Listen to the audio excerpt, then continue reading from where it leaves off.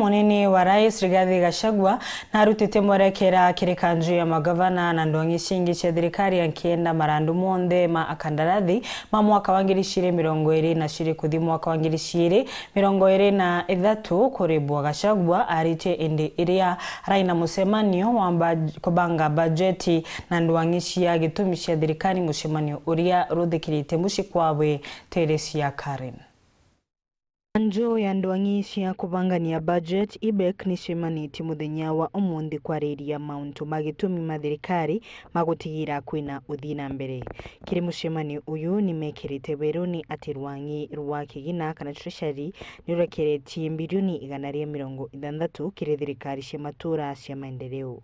Akiaria munini wa rais Rigathi Gachagua kiri mushemani wa kubanga budget na ndwangishi ya gitumi cia thirikari na ugite mbia cia uthina mbere nirekeretwe kuribwo na kogu marandu matene matibatirie gucerithirwa kuribwa. I wish to emphasize our commitment to the timely disbursement of funds to counties. We are nearly up to the date for December 2023. Despite this, I strongly urge you to fast-track payments of pending bills.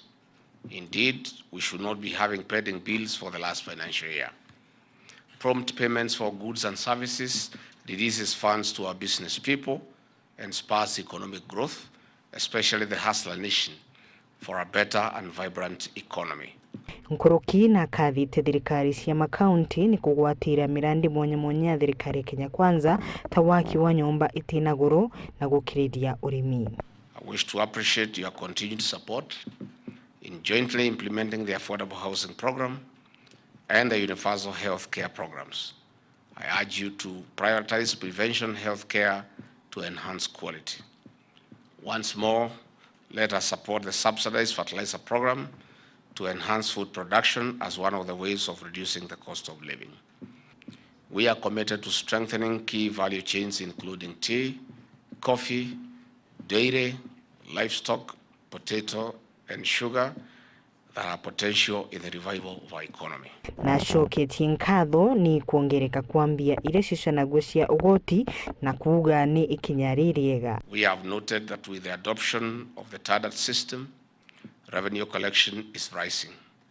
It is our expectation that the 27 counties that have not embraced the system will do so without delay. KUREKERIA hauga ungumania ni wongerekete banene kiri thirikari nene na kinyagia thirikari cia matura na nuntu wogumbia cia mwingi ni batirie kuraithwa bu igutumirwa na ukubi. Ariti mama ari mushikwa wentiri cia Karen.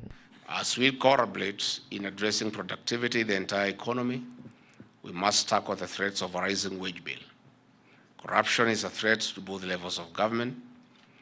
Let us work collectively to put in place control measures to monitor use of public funds for procurement and expenditure to be within the law.